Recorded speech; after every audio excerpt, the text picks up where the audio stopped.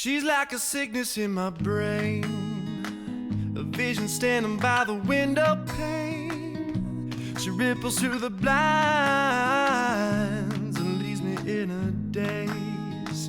It's in the way her body moves me, the way she grabs me and intoxicates, until the signals in my mind forget to operate.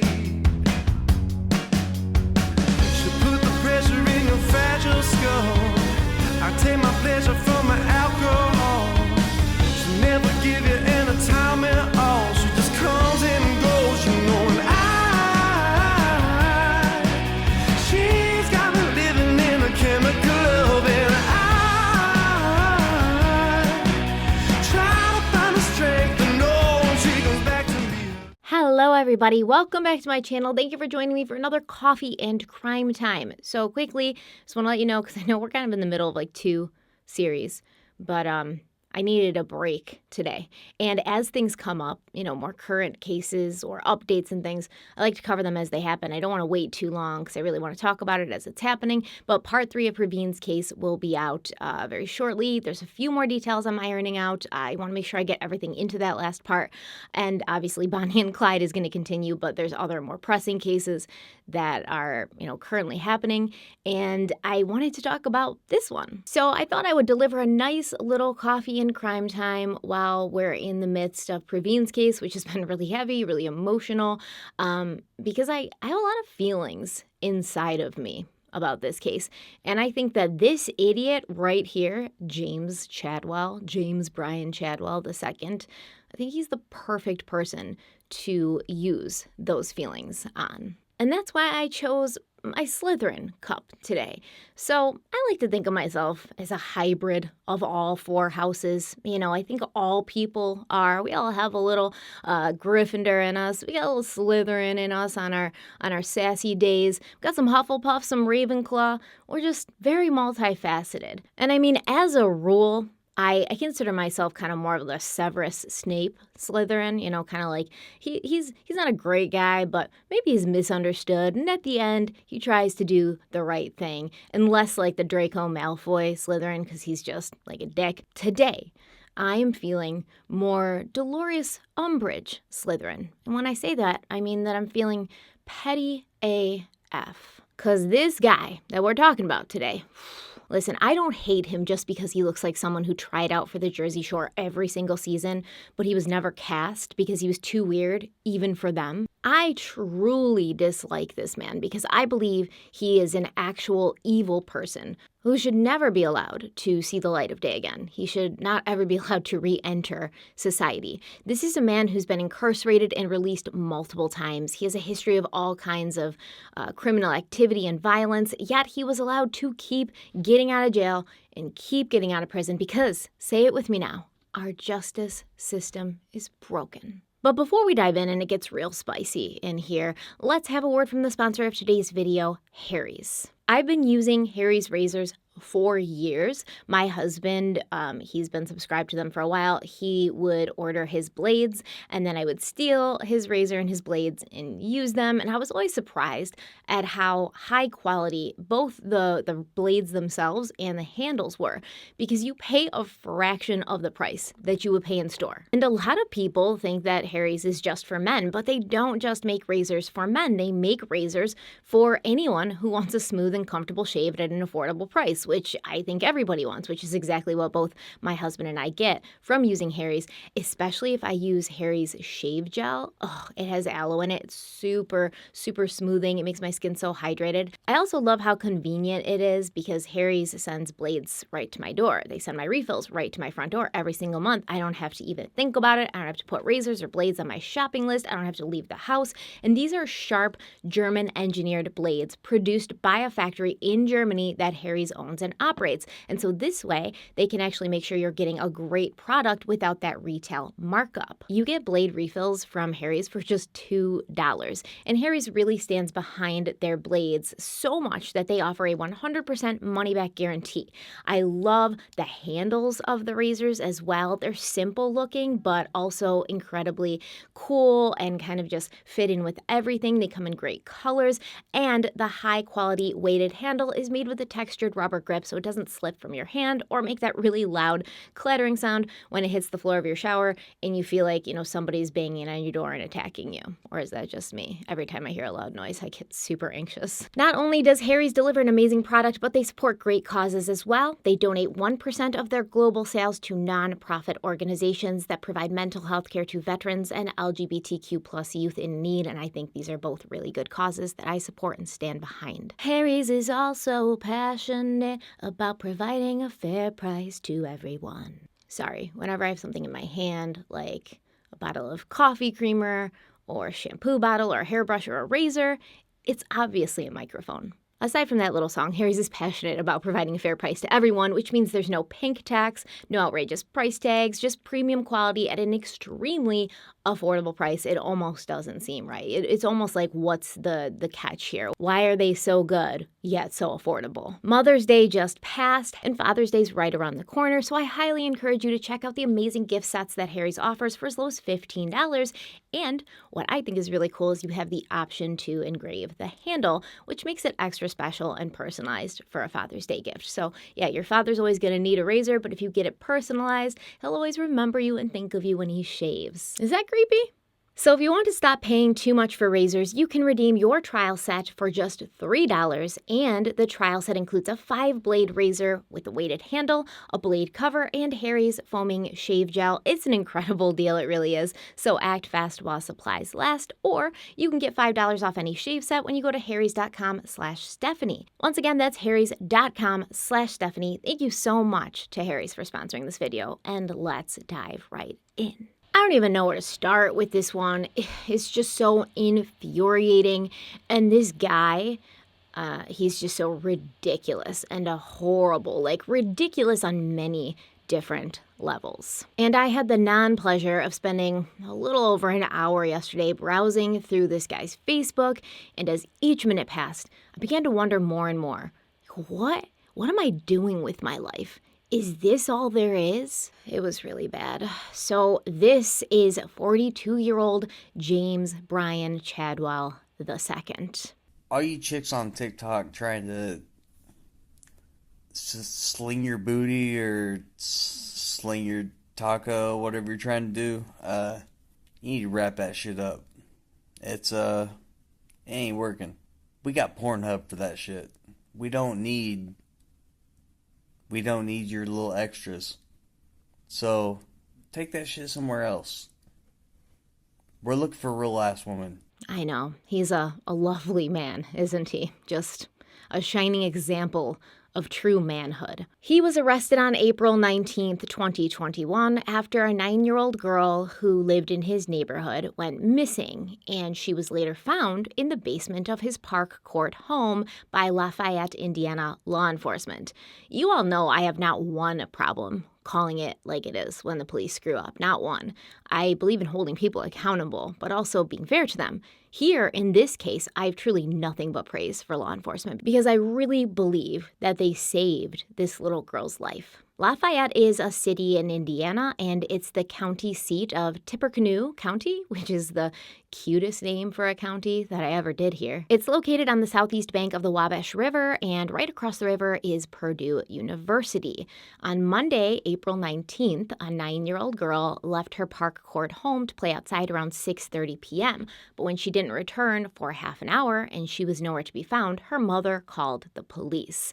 Police in Lafayette sprung right into action immediately, right? So Police Chief Patrick Flannelly told the media that their police department takes reports of missing children very seriously, and they have very specific training on what to do in the event that a child in their community does go missing, as should everybody. Flannelly said, quote, "Anytime we have a report of a missing child, that first hour is critical for us, and we saturate that area with as many resources as we have available," end quote. And that is what they did in this situation. 15 police officers responded right away. They scoured the neighborhood, they knocked on doors, they talked to residents, and they moved very quickly because they knew that when it comes to a potential child abduction, they're always racing a ticking clock. In a 2006 study on child abduction, it was found that in 76% of the cases studied, the child was dead within 3 hours of the abduction, and that number rose to 88.5% when the time frame stretched to 24 hours. So 88.5% of children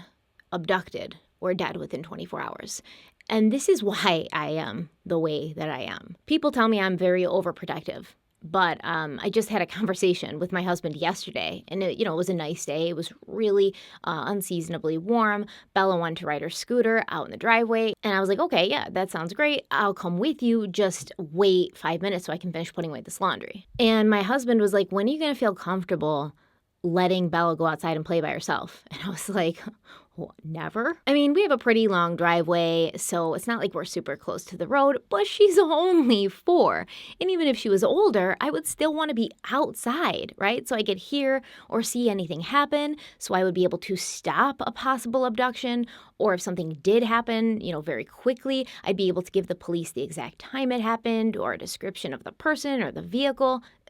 There's just way too many cases of kids playing outside and then vanishing in like a split second. It happens in an instant. So I'd always rather play it safe when it comes to my children. Do I take it a little too far when I'm at the playground with the kids and I'm like looking around at everybody and remembering what they look like and remembering like what vehicle they came out of and being like, that guy was wearing Ray-Bans with orange tint and a red hat. That lady over there, she was wearing Uggs and a Nike zip-up hoodie.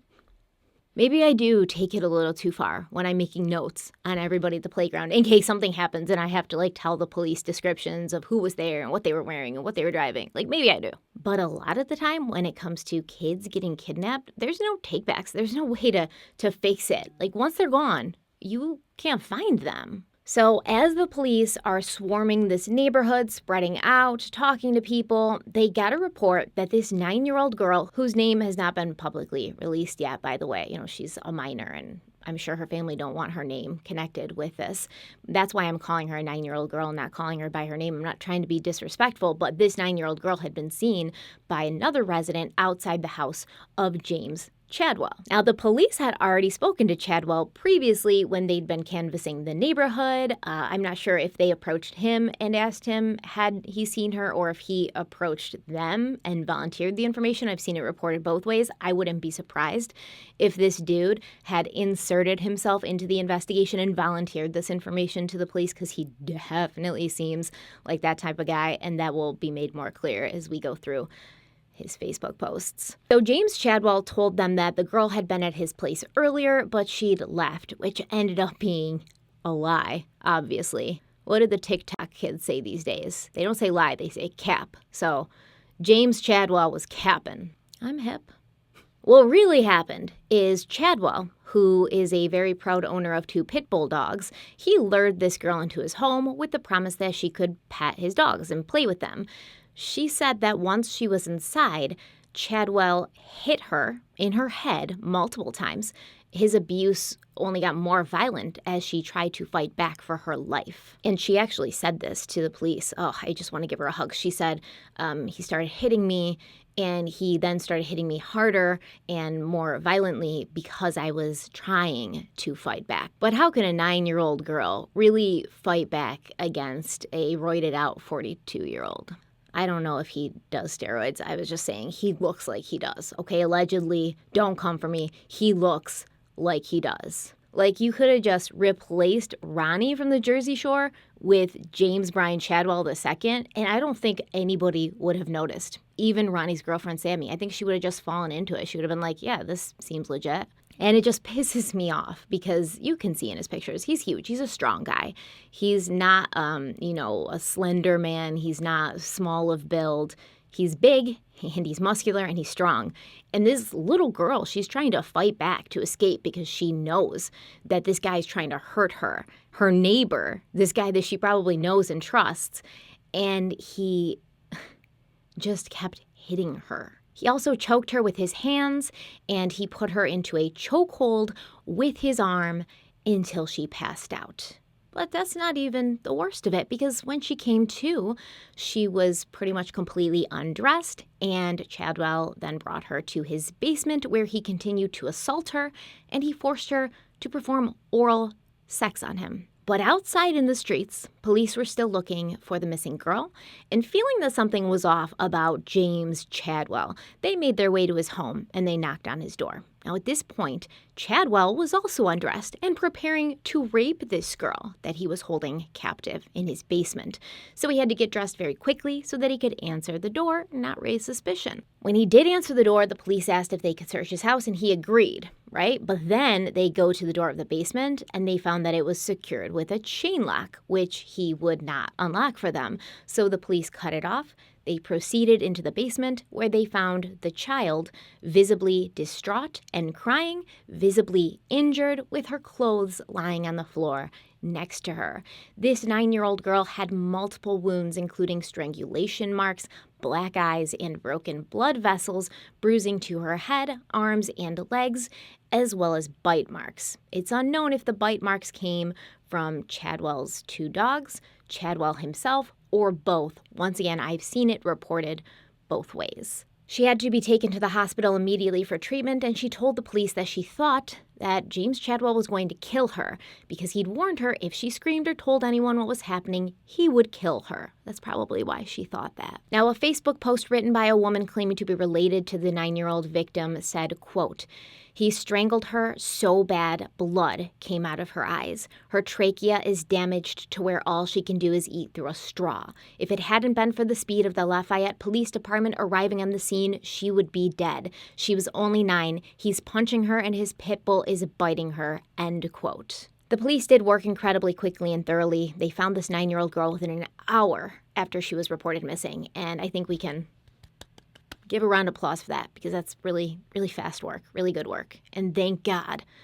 I mean, obviously, she's going to be traumatized by this for life. She's a 9-year-old girl. Her innocence is lost. Her innocence has been completely stolen. She's going to be forced to grow up much faster than I'm sure she or her parents would have liked.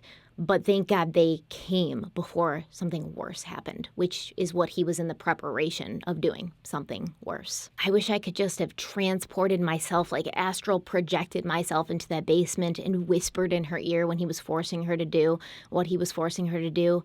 Bite down, girl. Bite down as hard as you can. Bite it off, all the way off. So James Bryan Chadwell II, he was arrested, booked into the Tippecanoe County Jail, and charged with attempted murder, child molestation, kidnapping, criminal confinement resulting in serious bodily injury, battery resulting in serious bodily injury, and strangulation. Chadwell entered a plea of not guilty because, of course, why not? You know, it's not like he got caught with his pants down or anything, literally. And he's been assigned a public defender. So for those of you who live in this area, I am very sorry that your tax dollars are going to go towards this awful man having a lawyer to argue his ridiculous not guilty plea in court. I also feel bad for the public defender because they don't get a choice about this. You know, like, you think he wants to defend this guy? Nope.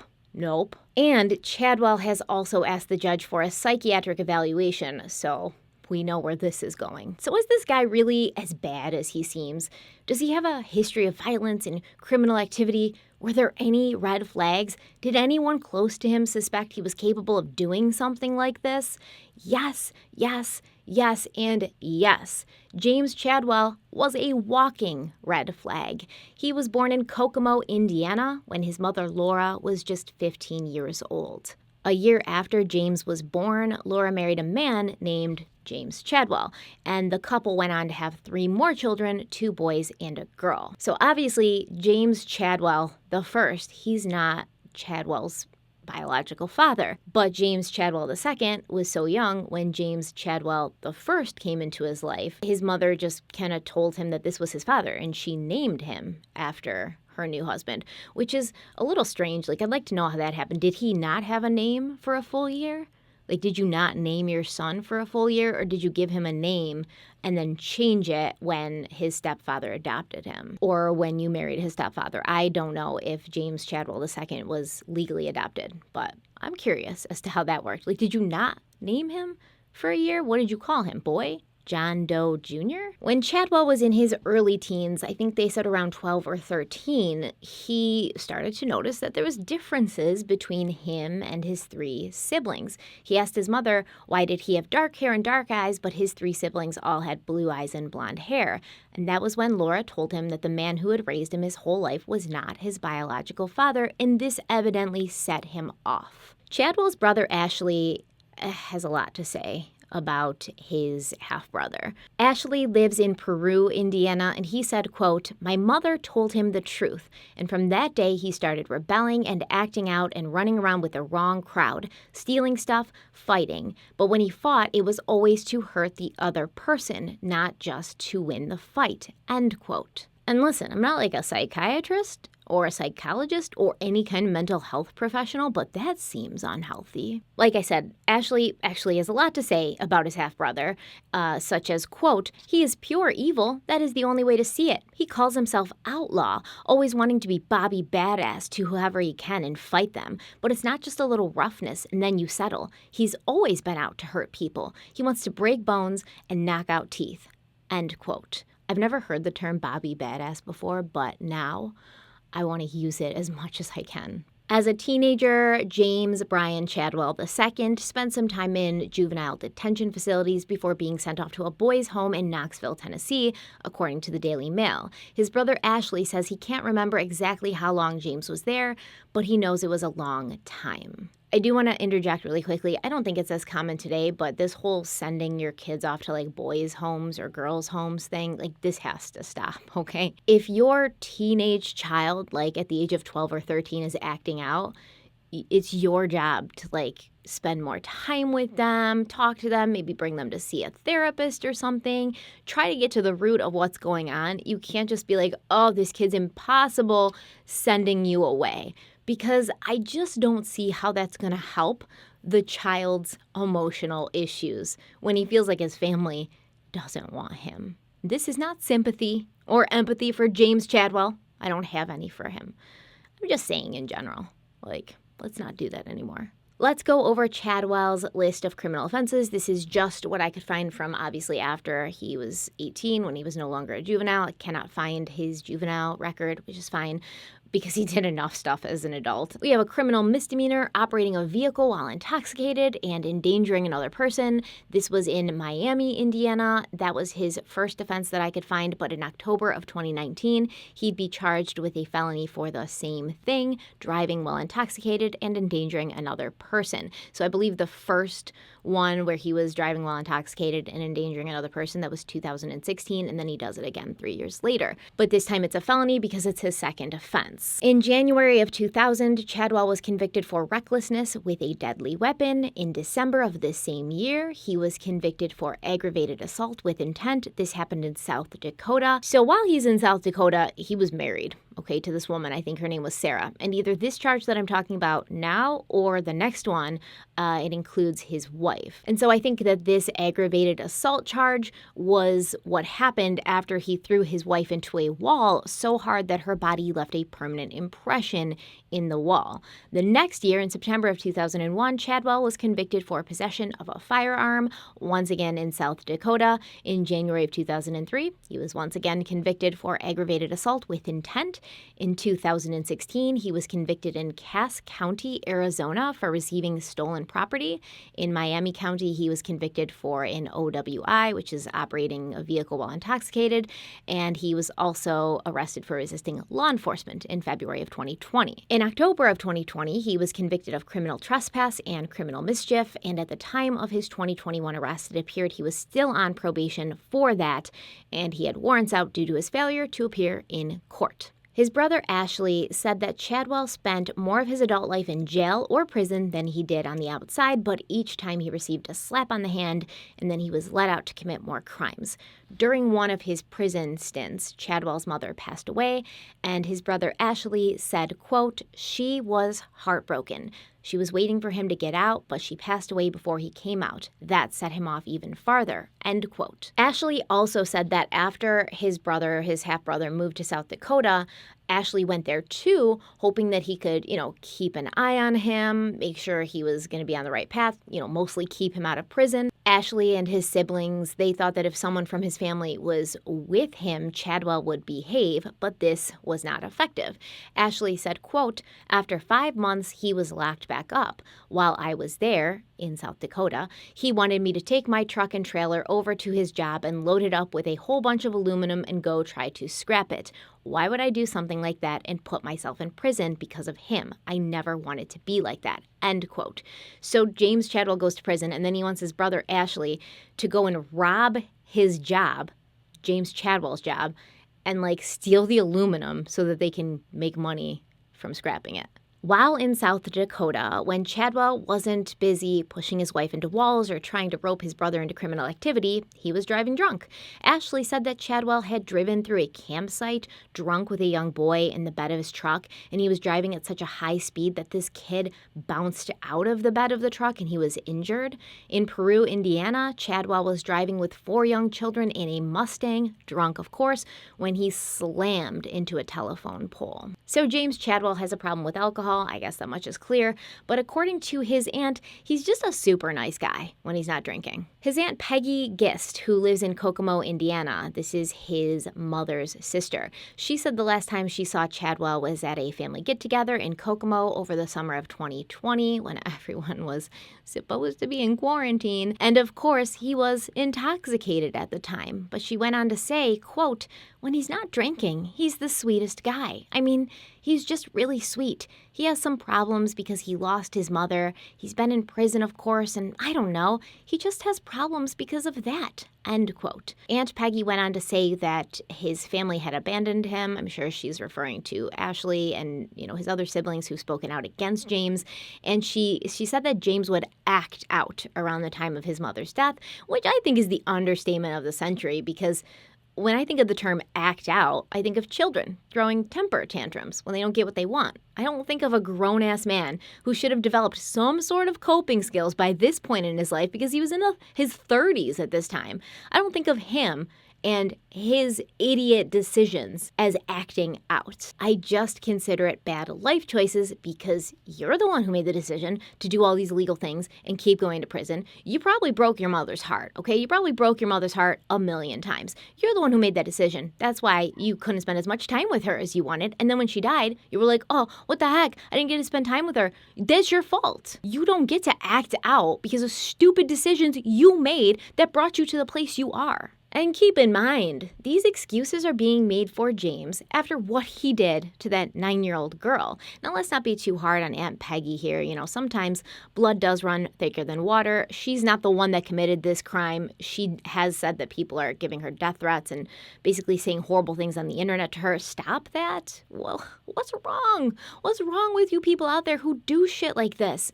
It's so irresponsible. It's so unproductive. This woman didn't do anything. Okay, she's just related to the guy who did. Is she defending him a little bit? Yeah, but we see this all the time, And I can say I'm not a fan of the fact that she's defending him, just like I'm not a fan of the fact that Chris Watts' mother, Cindy, has spent, her life since Shanann and those kids were murdered by her son, just basically making every excuse under the sun for him. I don't like that, but I'm also not going to write a message to Cindy Watts threatening her life, because that's stupid. That is literally something that people who are not mentally stable do. So how are you any better than, the people you're mad at this point? Ugh, sorry, rant over. But I would like to examine some of James's social media posts and really ask ourselves, how sweet of a guy was he? Now, he posted on Facebook at least 27 and a half times a day. So I'm not going to go too far back in this video, but I did go really far back when I was looking through his Facebook, and it was really hard for me to find any instance where I would call him a sweet guy, at least any instance where I felt he was being genuinely sweet. Mostly, he seems to just hate women, because he can't seem to find one that wants to spend any extended period of time with him. And when he's not doing that, he's feeling sorry for himself or writing things that appear to be motivational, but really are just code for feel as sorry for me as I do for myself. And that's just my opinion. Don't come for me and strap yourselves in because I'm feeling especially petty and unforgiving today. And if James Chadwell could respond to that, he'd probably ask me if it's because I'm on my period, because that's the kind of guy he is. Let's see how far back I can go. Let me just get this pulled up. James Chadwell's a loser. He has no redeemable qualities, and he probably smells real bad.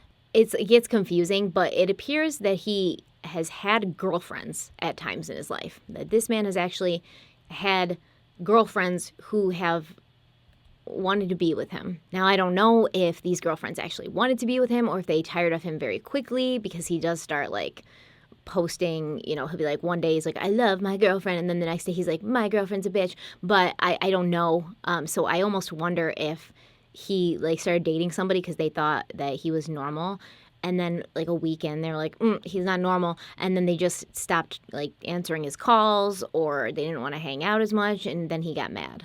He's the kind of person that posts about daylight savings time on Facebook too, so it tells you a lot. He also makes incredibly conflicting statements about social justice issues. In fact, he's an enigma wrapped in an enigma. You can't really tell what he feels, what he believes, because he contradicts himself often. I'm still scrolling, and we're not even out of March yet, and he did this in April.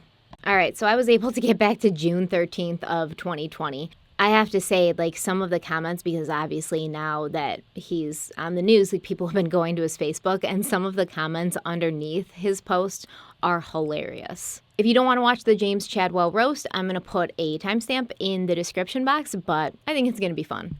Okay, on Saturday, June 13th, 2020, he posted a picture of himself by a campfire in the woods, and he says, Saturday, 8 a.m., drunk and loving life. I'll die when I'm old.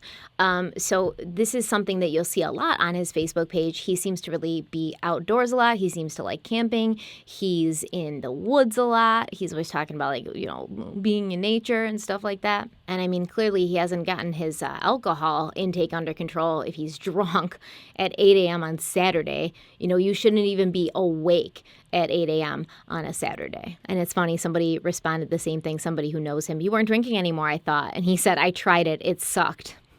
On June 20th, 2020, he wrote, sleeping under a bridge for a while till work starts, only 10 days, cool, dry, no neighbors, and the bridge is only 6 minutes from work. Be thankful for the little things.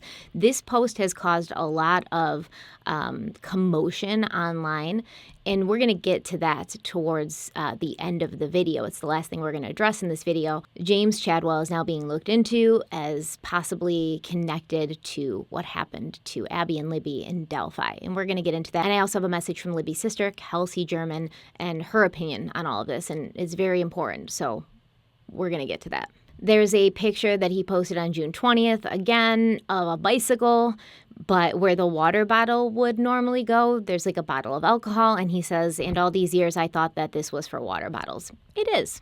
It is. He posted on June 20th again, Facebook's getting boring. Where's all the meme queens at? Facebook's always been boring. Why don't you get off Facebook and do something with your life? And then on June 20th, again, he posts, I love you, darkness. Show me something new. Like, I definitely will say that I think this guy needs to be medicated. I don't think that he should be allowed to have an insanity defense, but I think he needs to be on medication because he's like up and down. He's all over the place. On June 23rd, he posts, another beautiful day in the semi-truck with my woman and best friend. Life is great. 2 days later, on June 25th, he posted this kind of like picture of fire. I'll show you, but he says, as soon as a black cop kills a white guy, I'm looting TF out of Bass Pro. You know what TF means, right? And then on the same day, June 25th, he posted, I love the way girls talk about, I wish he was like this. Real women inspire men to be that. I give all, and I'm not happy. If I can't have that, imagine what others are doing.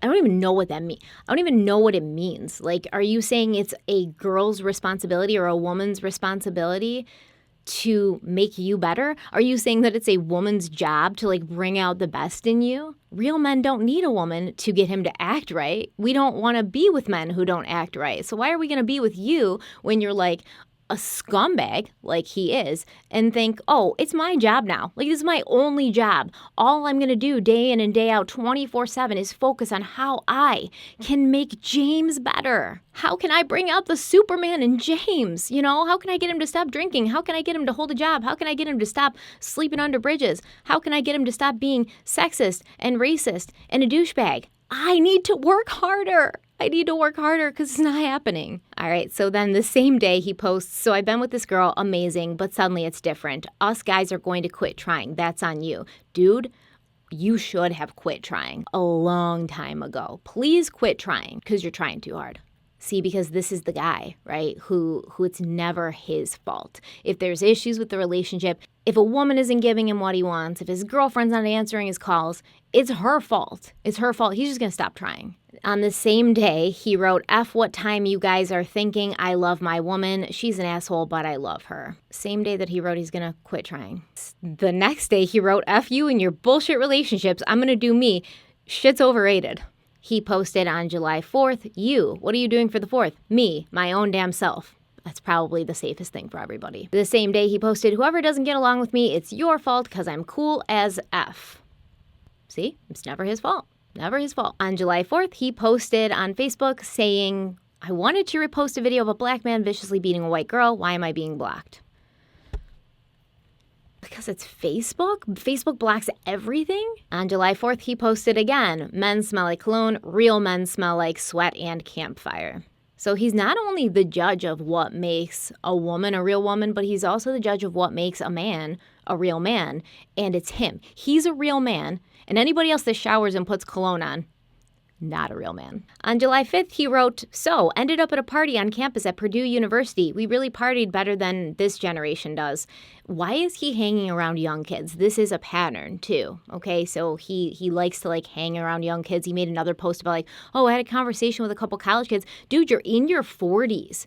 Stop going to college parties. It's not funny. It doesn't make sense. They probably weren't into partying because you were there and you made them feel awkward. And they were like, what is this dude doing here? Whose dad is he? Or it's creepy that this older guy is at a college party with young college girls probably hitting on them, okay? That's probably why they all stopped the party, hoping he would just leave. On July 5th, he wrote, I'm everything you dreamt of, but with felonies. So not everything I dreamt of, right? Because felonies isn't a plus. You know, I think when you do that kind of meme thing, you're supposed to say I'm everything you dreamed of, plus I like anime or something, you know, some kind of not like other girls stuff there. But no, doesn't work that way, James. On December 29th, he says, starting my new welding job at Wabash National on the 5th, $19 to $20 an hour starting wage, depending on my weld test results. I got this. And then somebody wrote, I'm sure they have prison jobs making 20 cents an hour. Maybe you can make license plates once you get settled into your new digs. Oh, and then here's this meme. Now listen, I know we're on to true crime. We can get into some dark memes, but it's kind of crazy. So this is a meme of a guy who's got a lot of tattoos on him. I'm sure he's somebody that maybe is on a show or something. I don't know. He looks like he might be in Sons of Anarchy or something, but probably not. But it's this guy with all these tattoos, and he's like looking away into the distance. And it says, your friends will help you fix a flat. My friends will help me duct tape you to an effing chair while we burn your effing house down. I mean, no. And who thinks it's funny to talk about taping someone to a chair and then burning their house down while they're inside of it? I mean, I can actually see how this might be a little funny if the meme was talking about me and my friends, aka you all, and it was Chadwell that we were taping to the chair. I could see how that holds some humor. Next, we have another meme. This guy, I think, is definitely from Sons of Anarchy, okay, if I'm wrong. Or maybe Vikings, because he looks like he's holding like one of those tavern cups. I think he's from Vikings. Vikings or Sons of Anarchy. It's kind of like very similar aesthetics. But it says, you got to understand how reckless I was to understand how chill I am now. Okay, someone has to keep me updated. I'm not like up on all the current lingo. You know, I've got cap down, but the current lingo, I don't have it all.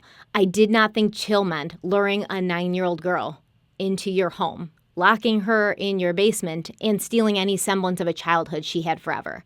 The definition must have changed. All right, hold on. Update.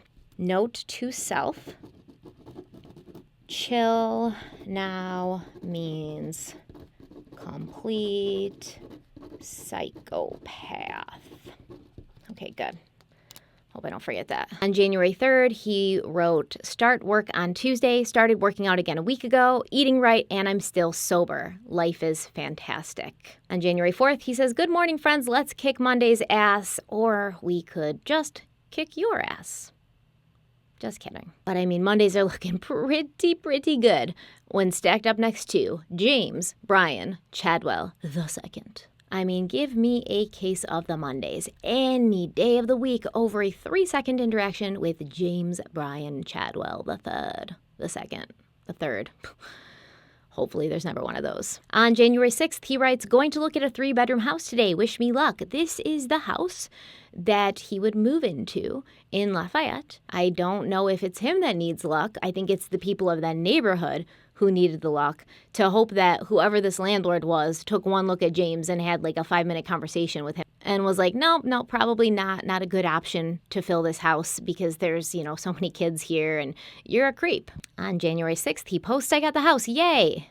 It is a one-person celebration. Nobody else is celebrating that. On January 6th, he writes, so my new job just called and said, since my weld scores were so high, they're starting me at $22 an hour rather than $21 an hour. Winning. And I agree. That is winning, okay? You had a good job. You had a good job. You just got a house. You were making good money, eating healthy, working out, off of the alcohol. You were, like, allegedly getting your life into where it needed to be, into where you wanted it to be. So what happened? What happened? Were things just too good? Things were just going along too well, too healthy for you to, tolerate it? On January 7th, he wrote, I'm in love with a little redhead. I gotta dye my hair. He goes on to say, you make my soul smile. I'll chase you till I can't walk. Then I'll chase you in my wheelchair. Sounds like a threat. And then I'll lock you in my basement. He didn't say that. I just added that in. I'm sorry. I don't want to get sued by anyone. It was a joke. On January 8th, he wrote, slammed 2 Bang energy drinks, then fell asleep. Had some hella interesting dreams. Sunglasses emoji. You have really dedicated yourself to that healthy lifestyle. So then on January 15th, he says, double ear infection, strep throat. Now it's turning into pneumonia. Gotta love the sober life. And this was on January 15th. And then the next day he wrote, doctor said antibiotics won't work with alcohol. Jim Beam, here I come. I'll die when I'm ready. Well, what? Didn't he just say, he's getting his life together? Oh, man, that was short-lived. James. This is hilarious. He took one of those, Facebook quizzes. What job were you born for? And he got the advisor. You've got a logical, rational mind that helps you strategize the best ways to expand your criminal empire. Who knew that those quizzes were so accurate? What? So then he posts on January 17th, not all relationships end because of cheating. Sometimes it be the lack of communication, attention, or respect. And then somebody commented under, sometimes it's because you're a pedo and murderer. On January 17th, he says, I'm a man comfortable enough to admit my needs. I like to be held also sometimes. Be a real man. Repost. Man, he is obsessed with this be a real man thing. Be a real woman. Be a real man. He's got some serious hang-ups. He posted on January 18th, whatever you're doing today, do it with the confidence of a 4-year-old in a Batman t-shirt. Ooh, please don't talk about 4-year-olds in Batman t-shirts. Please don't talk about 4-year-olds at all. He posted on January 19th, if there's even a slight chance of getting something that will make you happy, risk it. Life's too short and happiness is too rare. Oh, he's one of those, right? I'm just going to be real compulsive and do things that might be illegal, might be morally reprehensible, might ruin somebody else's life because life's too damn short. My life's too short. I don't care about their life, but, just risk it.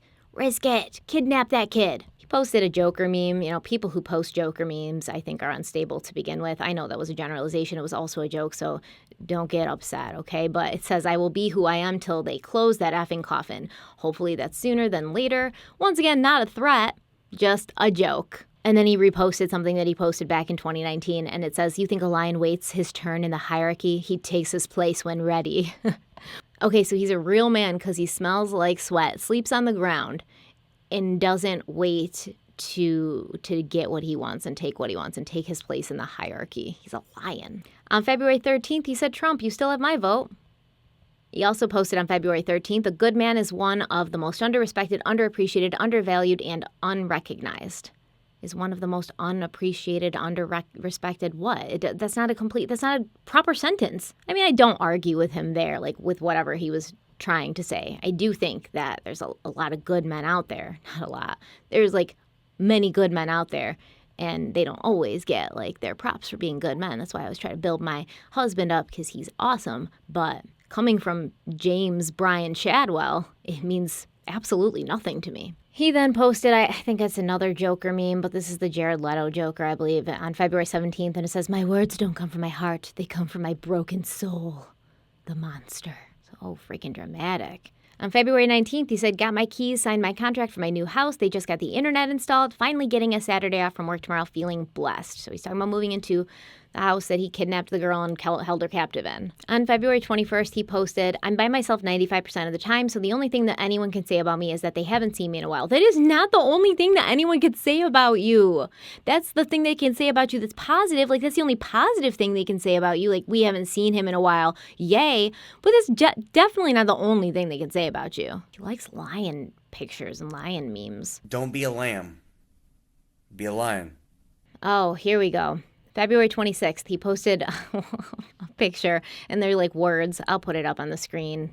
And it says, "White privilege, the ability to suffer whatever life throws at you without blaming another ethnic group." Yo, I bet he thought he did something there. February 27th, he writes, "Lady knocks on my door today. I open it and she's all eyes. Asked why I was naked and that she loved my tattoos. I asked why she was knocking on my door uninvited. She said I have the wrong house, but I'll be back, and walked away. This is my neighborhood now." First of all, ew. Second of all, I don't believe this story. Who asks somebody, "Why would you knock on my door uninvited?" You don't need an invitation to knock on somebody's door. Like, you knock on someone's door so that you can get an invitation to enter their house. But like, I promise you, all the like people running for office, all the people trying to give me like, Bible pamphlets, they don't need an invitation before they knock on my door. I don't go out in the streets and seek them out and say, "Jehovah's Witness, hey, can you come by my house later, like around 3:30, knock on my door?" It's your official invitation. He's an idiot. Second of all, I can't imagine she said, "I'll be back later." But this is the neighborhood where this little girl lived when he stole her. And February 27th, sitting here in the dark listening to music, dancing because I know nobody's watching. I'm going to keep being me. Life is great. Live, laugh, love. I added that part. He didn't write that, but March 1st, he says, "I hate losing everything, but I love building again from scratch. I feel like a phoenix always rising from the ashes." Okay, again, March 1st, he's dancing in the living room like nobody's watching, because nobody is watching. Wish you could be in my shoes for a day. So his first post, dancing like nobody's watching, is so exhilarated, so free. His second post is like, dancing like nobody's watching. Why won't someone watch me? I wish you could be in my shoes for a day, because they're really worn out from all the lonely dancing I'm doing. But then on March 1st, he says, "I'm so damn happy right now. I hope everyone gets a taste of this. Be happy or die trying." Oh no. And then again on March 1st, "I'm lonely without you." He's like, "I'm super happy, super sad, super happy, super sad." On March 2nd, he writes, "I'm me, I'ma be me, love me or hate me, I'm still gonna be me. We hate you." On March 3rd, he says, "Strong people break too. We just do it in silence, rebuild, and keep on moving forward." I mean, if you believe that you've rebuilt, then you did not read the directions. You did not rebuild. I think he started from scratch so many times that some really essential pieces just went missing along the way. Like Legos, when you try to put together a Lego kit again and it's never the same because like a piece is missing. I think that's what happened. On March 10th, he writes that he's in a relationship. And then on March 10th, he posts a picture of this young woman, and it looks like she has a child. Oh my God, it looks like she's a little baby. And he said, "Finally found my way back to the one I never should have moved away from. Childhood friend, and now the reason I wake up smiling every morning. Thank you." And then he writes her name, but I'm not going to say it because she suffered enough. He writes on March 10th, "Call me old school, but I like a woman without a penis." Do you like women or do you like little girls? I really just read that one to you guys to give you an indication of what a douchebag he is. Oh, wow. I didn't even see this one when I was looking through. Okay, so March 11th, he posts, "Clocks go back this week. I'm setting mine to 1775 when this country had some balls and the chicks didn't." Oh, my God. Yo. This is the daylight savings one I saw. It's like a picture of Cher, and it says, "If I could turn back time, you can. 1 hour this Sunday, share with a friend." Oh, my God.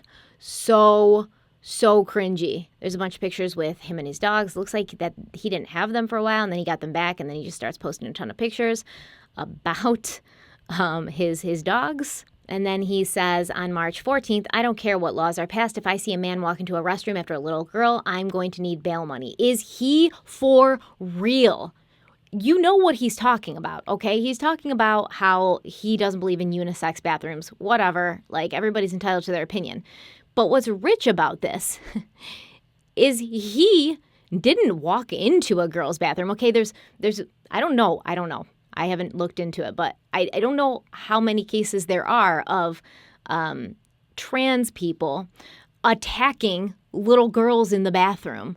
But I know that there's a case that we're talking about today where you lure a little 9-year-old girl into your house so you could assault her. So what?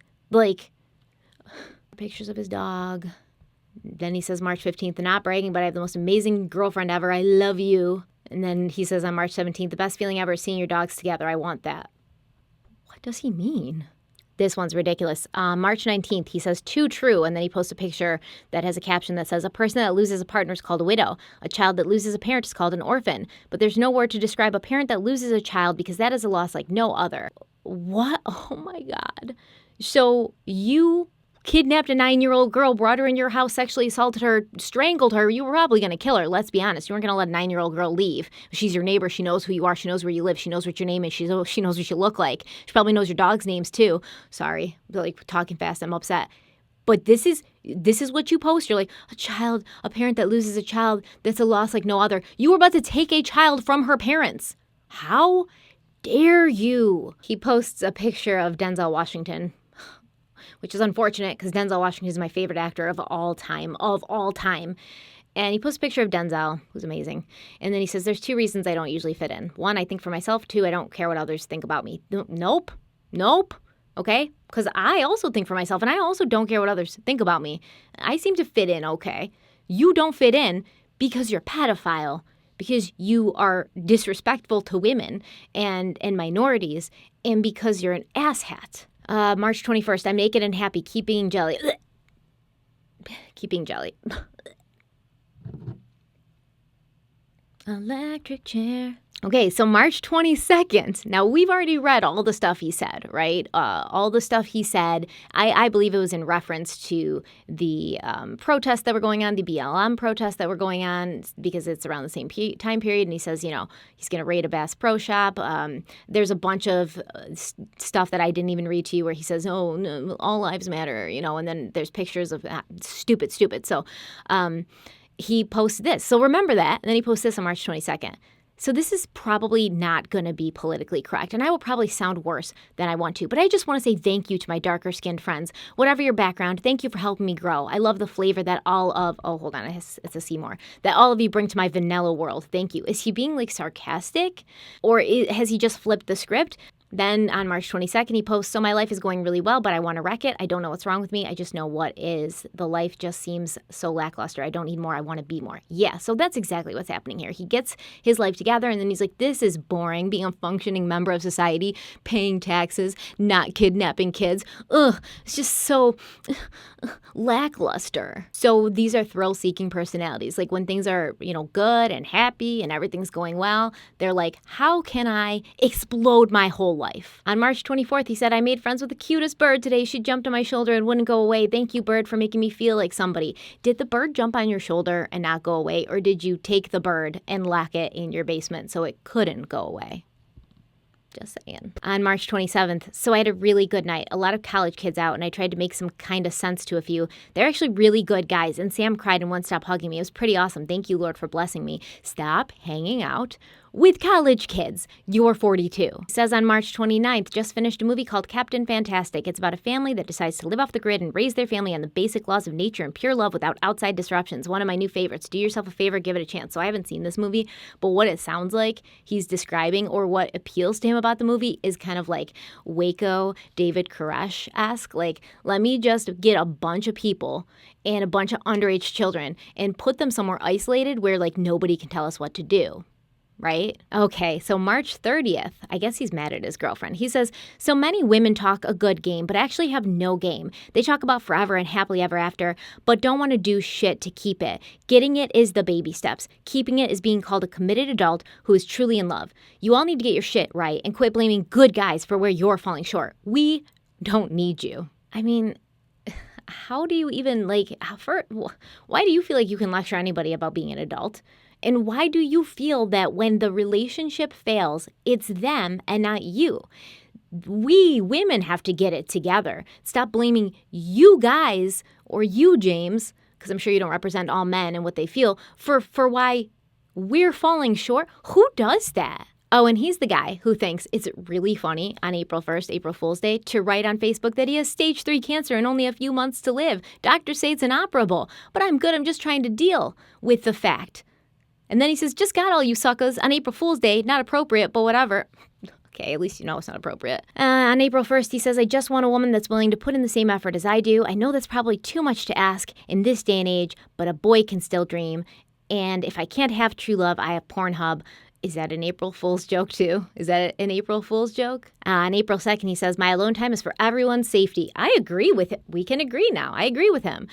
Post more pictures with his dog. And some more pictures with his dog, pit bull life, 3 dogs on 1 recliner. I don't know, were you talking about you too? Because I only see 2 dogs in you, so 3 dogs. On April 15th, he says, how's Facebook still alive when we have TikTok? Asking for a friend. First of all, April 15th, 2021, Facebook's not alive, okay? And you're 42. I mean, I'm on TikTok. I shouldn't judge. But I'm also like in this space. You're 42. You need to not be on TikTok. And we know. Well, we don't know. I'm not going to make blanket statements. We suspect that when 40-something-year-old men go on TikTok, it's not because they really love the dances, or the comedy. It's because they like seeing little girls dance around. Let's be honest. So he writes on April 16th, Chihuahuas should not be a breed. Everyone freaks out about pit bulls, but I've never been bitten by a pit. That didn't age well. I've been bitten too many times by small breeds, especially Chihuahuas. They are little asshole investigators or instigators that couldn't hurt themselves, let alone anyone else. If you see my pit bulls walking, put your little one away. If it acts up, so will mine. So somebody responded, every Chihuahua on earth is now superior to you, Chadwell. Facts. Okay, so he posts on April 19th. This is his last post. So I think this was the day that he kidnapped her, the little girl. He says, sometimes I'm up, sometimes I'm down. Everything was going so well, but I had to wreck it because I don't understand easy. I wrecked it. Now I'm here again at the beginning. I cry a lot because I know there are people dealing with worse. I'll survive, but a lot won't. We need to come together and help everyone, especially the ones that are struggling. It's up to us to make a difference. It's not about skin color or religion. It's about loving one another. We're all in this together. Let's make this monumental. I support this movement. Back me and smile. What movement? So this would have been on April 19th, about 3 hours before he lured this girl into his house. So we're going to stop there. But if you guys want some entertainment, you can go and see his Facebook for yourself. It's under Brian Chadwell, Outlaw. Let's get back to Chadwell's brother, Ashley. Let's hear what else he has to say about him. So Ashley said that his brother wasn't all bad, technically.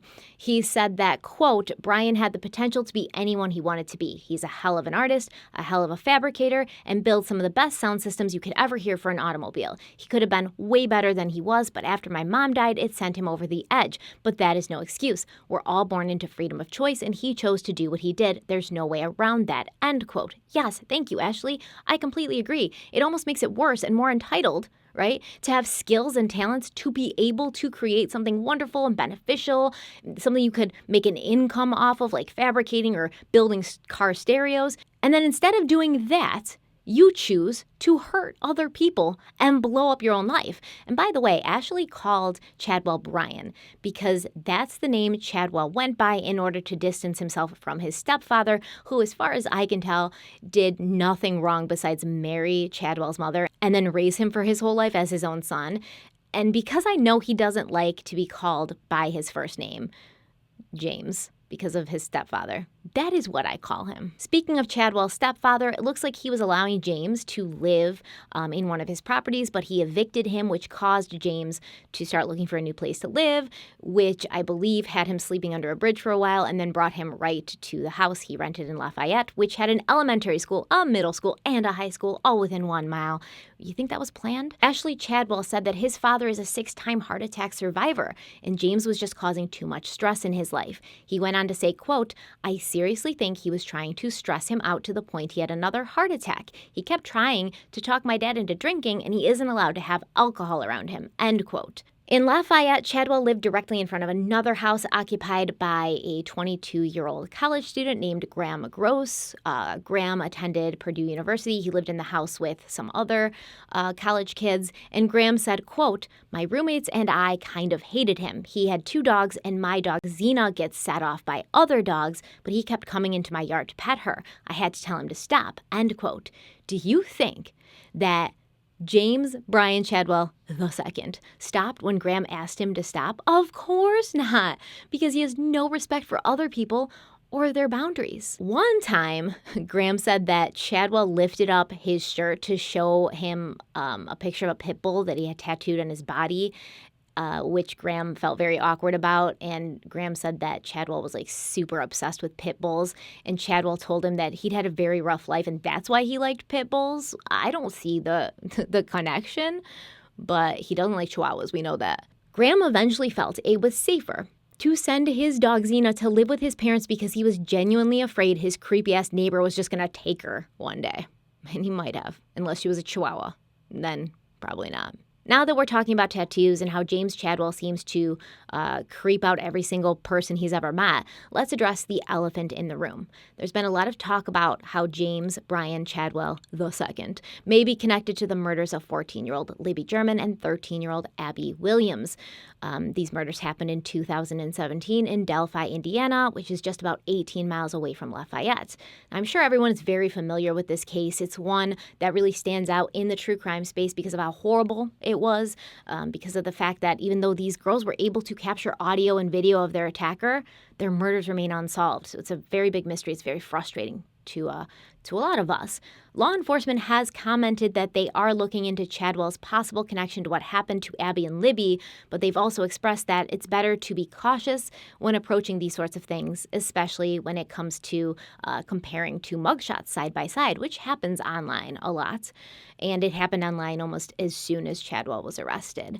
Carroll County Sheriff Toby Lazenby told ABC News that there are several factors leading law enforcement to believe there might be a tie between the two cases, but he also said that just because someone looks like somebody else doesn't mean they're the same person. So why do people think that Chadwell could be the mysterious bridge man who's responsible for the murders of 2 young girls? Well, when placing his picture next to both of the police sketches of Bridge Guy, so there was an older one and then a newer one, there's an undeniable resemblance between both of them, I think. However, from my own experience, this is pretty common when you put pictures side by side like this. I remember when Derek and I were covering the Faith Hedgepath case for Crime Weekly, we were looking at a picture of a student who went to the same college as Faith, and we compared it to the sketch that was created by Paraben Labs from the DNA profile left behind by Faith's killer. And he looked identical, right? From certain ridges in his face to his lips to his eyes. It was uncanny. And we thought we'd really found something. We were like, oh, shit, we gotta, move on this. Derek reached out to someone who'd been on the case to bring their attention to it. And then he was told, we already, we thought the same thing, that this student resembled this sketch. But we've already looked into this student and he's been cleared. So there you have it. Some people, they just look like other people. Sometimes people just resemble each other in certain features, and there may be nothing more to it than that.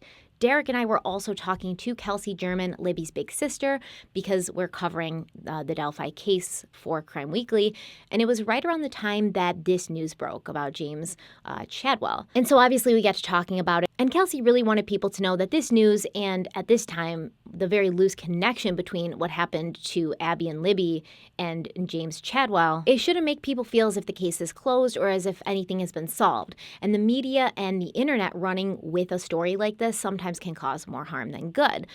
I don't think that James Chadwell and what he did to that poor girl, I don't think it would have gotten a fourth of the attention and the media exposure that it got if not for this potential very loose Delphi connection.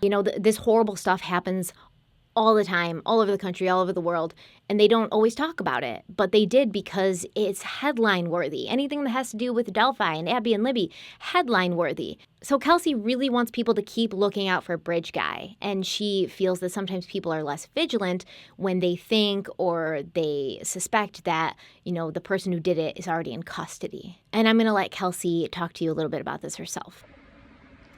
James Chadwell is a name that's been thrown around in the media a lot lately.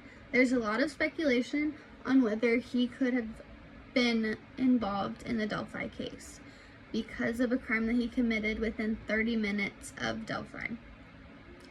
But even so, he hasn't been formally named a suspect, and the media is still calling him one, rather than a person of interest, which is a more accurate title for him. He's being looked into just as every other person that's turned into the tip line is being looked into. At this time, my family is urging people to share the factual information. This information will be the flyers, it would be Libby's video, it could be Libby's audio, but calling someone a suspect in this case would be extremely harmful and has been extremely harmful. A lot of people have messaged me congratulating me on the arrest, and there has simply not been an arrest in this case, so we have to continue looking until there has been one. Libby's grandfather, Mike Pretty, also spoke out, saying, quote, "It's another tip that needs to be followed up. Well, this guy certainly could be, maybe, possibly be. I've had 50,000 of those could be, maybe, possibly. We need to continue to convey to people that until an arrest is made, the guy who committed a double murder is still walking around a free man," end quote. Kelsey German also took to Twitter, saying, quote, "Imagine if every time someone sent me a picture or a name of a person, I got my hopes up thinking that could be him. I'd still be sitting here heartbroken, but with no hope left and even more devastated," end quote. And I really do think that we have to keep in mind how the families of the victims are feeling in cases like this, because as excited as we get as true crime fans, as people who are interested in these cases, and we think, there's a suspect here, we have to understand that this is a roller coaster for the families. And we really need to respect their boundaries. We need to respect how they feel about it. We need to be understanding and understand that if it was us, would we want people like texting us all these names all the time? That should really be going to the police. That's their job to handle it. The family's job is to just raise awareness, to keep the memories of their loved ones alive, and to, hopefully be there to celebrate when the case is solved. Besides the fact that Chadwell kind of looks like Bridge Guy, and besides the fact that he lived pretty close to Delphi in 2021, we have to find out if he lived close to there in 2017 when it happened.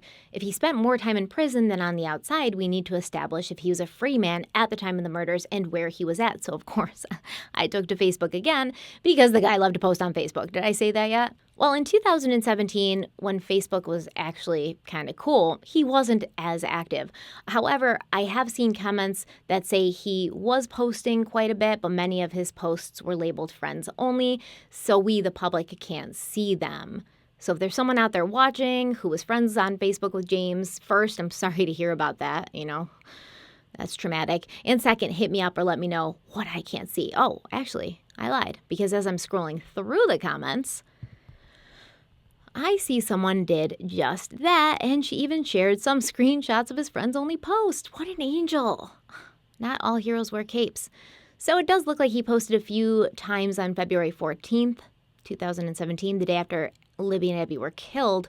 But one post from the 13th is showing a picture of a red truck, and it's tagged with Kokomo, Indiana. That's where he was born. It's where his mother was from. It's where his mother's family lives. And it's only about 34 miles away from Delphi. So, we do know that he wasn't in jail or prison, and he was still kind of close to the area. So like I had mentioned, Chadwell did seem to have this affinity for being out in the nature, sleeping outside, under bridges, in the woods. And we're going to go back to that June 2020 post where he said that he was sleeping under a bridge for a while till work starts, only 10 days, cool, dry, no neighbors, bridge is only 6 minutes from work, right? That's what he said. So this was after his stepfather had evicted him, but I'm not sure where he worked, where he was supposed to start in 10 days, because he just doesn't talk about a job until the following December when he gets his job at Wabash. So unless I can figure that out, I can't really figure out if the bridge where Libby and Abby were attacked and killed is close to where he was going to start working, like 6 minutes away. That would be a good way to kind of figure it out, because people believe that he may have been sleeping under the bridge, the Monon High Bridge, where Abby and Libby were taken. I don't think so. A lot of people are taking the bridge thing and running with it. Maybe he just slept under a bridge in case it rained because he didn't have a house to live in at that point. I don't know. But if you guys have more information, let me know. Now let's talk about his tattoos, which to me is incredibly creepy and weird. It seems he has tattoos on his arms of girls' faces. It looks like they're crying blood. And many, many, many people have noted the similarities to this picture of Libby German and this tattoo. They've also pointed out similarities between this picture of Abby Williams and this tattoo. And I do have to admit, there is like a striking and scary similarity. It could just be a coincidence. I don't know. I mean, I think anybody could look and think that there was a similarity. They kind of do look like the girls. But some people on social media who have taken the time to scroll through his social media and his pictures on Facebook, they claim that he had at least one of these tattoos before the murders. Somebody brought up a valid point and said, well, what if he was stalking the girls and he got one tattoo before he did it and one after? I don't know. I don't think there's that much to it. Personally, I just don't really think that this is enough to tie Chadwell to what happened in Delphi. And although it's a really interesting theory, which I always enjoy interesting theories and, investigations and trying to put two and two together, and people have gone really deep deciphering like his tattoos, talking about roses and how many roses are in there, and deciphering his Facebook posts. All the while they're looking through the lens of Delphi, right? And we don't know if he was connected to Delphi. So if you look at this stuff without that framework, he just seems like a really disturbed man who probably needs to have therapy and be medicated, a man who had zero self-worth and no clue of what the hell was going on in the world or his life, a man who had this really big issue with impulse control, a man that when things seemed to be going good, when he was just acting like everybody else, going to work, paying the bills, having a relationship, he thought, this is boring, this is dull. What can I do to spice things up? That's the kind of guy he is, like a thrill seeker. I think he definitely acts like he thinks he's the shit. Like he acts like a guy who has a big ego, but I do not think he does. I think he has incredibly low self-esteem and low self-confidence, but he has to act like he doesn't because he's ashamed that he feels this way about himself, which would be kind of sad, right? Except for the fact that he decided to take out his hatred for women and his feelings of inadequacy on an innocent 9-year-old child. And that's where any feelings of sympathy I might have had end. Chadwell's brother, Ashley, gave his opinion on Chadwell's possible connection to Delphi, saying, quote, he should never see the light of day again, and if he's responsible for killing the 2 girls in Delphi, he should be put down. If they have proof, he should be executed. I have no problem saying that about my own brother. I know he's capable of doing it. He's been abusive to people his whole life. He just doesn't like people. He has completely destroyed that girl's life for no reason, and there's no excuse ever that would make what he did okay. When I heard she'd been bitten by his dogs, it made me almost puke, end quote. Strong words coming from someone who's known James Chadwell all his life. And let's not be too hard on the dogs either, right? They just did what their unhinged, unstable owner told them to do, what he trained them to do. Just like human beings, I don't believe any dog is born evil or violent. They're created to be that way. But unlike people, dogs don't understand that they have the power of choice. They have the power to make a different choice. So dogs, when they're trained to be a certain way, they don't have the, the thought process to be like, this isn't right. I shouldn't be doing this. This is wrong, so I'm not going to make this choice. But James Chadwell is not a dog. He had the power to make 100 different choices in his lifetime, and each time it seems he made the wrong one, isolating his family members, his friends from him. I don't think he ever put a really good effort into putting down the bottle and not being an alcoholic anymore. It doesn't seem he went to AA. It doesn't seem that he did any sort of program or sought out any sort of counseling to help him with his addiction. So he just kind of floated along, being a loser and acting like a loser and blaming everybody else for his problems and hurting people everywhere he went and spending time in prison and spending time in jail and then getting mad that his mom died when he was in prison, even though he's the one who put himself in prison. And it's just awful. It looks like people tried to help him. His stepfather let him live in one of his properties. His brother moved out of his hometown to keep an eye on James and, keep him on the right track. His aunt's still defending him. So it seems like he had a support system, but at one point or another, they were like, what else can we do for you? But I'm interested in hearing what you have to say about this. Let me know in the comments. Don't forget to follow my podcast, Crime Weekly. Links are in the description box. Don't forget to like the video if you liked it. Share it if you think it's worth sharing. Subscribe if you haven't already. And follow me on Twitter and Instagram. Links are in the description box. Thank you guys so much for being here. Shout out to my Patreons. I love you guys so much. Thank you for supporting me. It means the world to me. I will talk to everybody very soon. Stay kind, stay beautiful, and stay safe. Bye.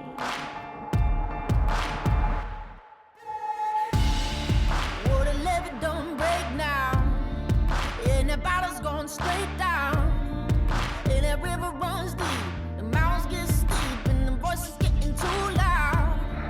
Oh, these feelings I've buried, it's looking like a cemetery. They're coming back from the grave, calling out my name, better say I have Mary. Well, you don't know how deep it goes until it's getting you slowly. So you got to let it go. I got blood